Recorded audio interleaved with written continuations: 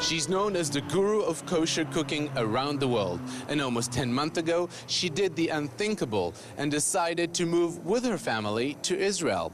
JN1 got to talk exclusively to the Jewish Martha Stewart, Jamie Geller, at her new home in Beit Shemesh. Hi, you're watching Joy of Kosher with Jamie Geller, and today we are making light, fluffy, perfect matzo balls. I was the bride who knew nothing. My first book was called Quick and Kosher, Recipes from the Bride Who Knew Nothing. And that was me. I got married and I didn't know the difference between a spatula and a saucepan. And I didn't really care. You know, I became religious and I got married and my husband wanted dinner. So I had to figure out, you know, how to do this. So I think that like just really learning along with everybody else has somehow made me Queen of Kosher. But I'm, you know, I'm just like everyone else. I love to serve my family and I just write a lot about it. So that's how it came to be.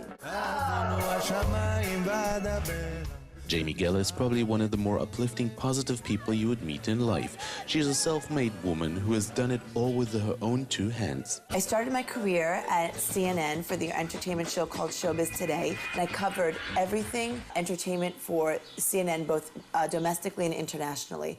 The Oscars, the MTV Music Awards, the VH1 Fashion Awards. I was on set of every major TV show, film. You know, I was at movie premieres, red carpets. I interviewed everyone from Gwyneth Paltrow to Michael Douglas to Eminem to Beyonce, and on and on and on the list goes. And then I moved over to HBO, and that's where I won some awards for my work as a producer in their marketing department, working on shows like The Sopranos and Sex and the City, Mind of a Married Man, Angels in America, the Madonna concert for HBO, the Janet Jackson concert, and I really thought my life was like totally perfect and amazing, and I loved it.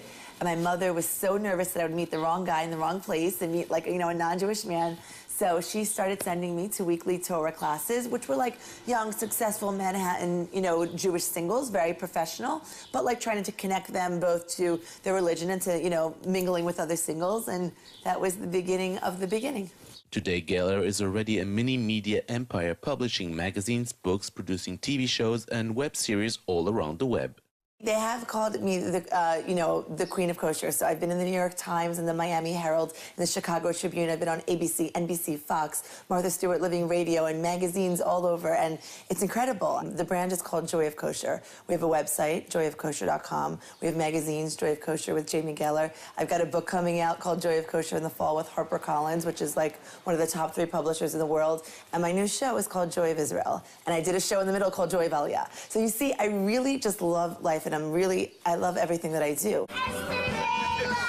The famous saying says, the shoemaker's son always goes barefoot. So we wanted to know from Jamie if this works for her kids too. My husband cooks a lot in the house. My kids cook with me. We have frozen pizza at night, just like everybody else. It's a combination of just like everyone else is doing it. And sure, we cook dinner, and we like to cook together a lot. And for Shabbat, we cook a lot. And we love to have people and have guests. So that's certainly the time where, like, I always say, like, I'm working on all 4 burners. So called Queen of Kosher. Chef Jamie Geller is here to show us how to make tricolor matzo balls. So at the peak of her career, Jamie Geller decides to do the most unexpected and immigrate to Israel with her family. I am Jamie Geller, and me and my husband and our family are making Aliyah this summer. I have this theory. So, you know, when you come to Israel as a tourist, every cab driver, every Israeli will stop you and be like, you know, like, "Nu, what's wrong with you? Like, why don't you live in Israel?" So now we moved to Israel, and I cannot tell you, everybody, from the neighbor to the cab driver to the producer that I'm speaking to today says, "So why'd you come here?" You know, like, you cannot win. But I like to not think, I don't think I left it all. I mean, I know everyone has this concept, yes, I left it all. I left a large home, I left a gorgeous, huge kitchen, I left friends, I left family, but I came to such a rich life. I think the things that are so important in life are better than what I left behind. So yes, I do wish I had a bigger kitchen. I do wish I had marble bathrooms. I do wish I had a walk-in closet again, and hopefully one day I may have some of them again, but the more important things that I find in terms of a richer life for the children, for the family, you know, spiritual connection, and just to be in Israel, that to me is worth the trade-off. Being she's a limitless resource for recipes, we wanted to get the lowdown. Where does Geller get her inspirations from? I get my inspiration from everybody around me, from regular people.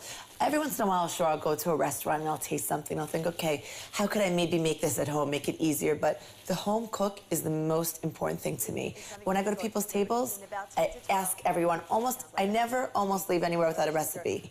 I'm about, let it look gourmet, let it taste gourmet, but I'm not about slaving in the kitchen. Like slavery is so yesterday.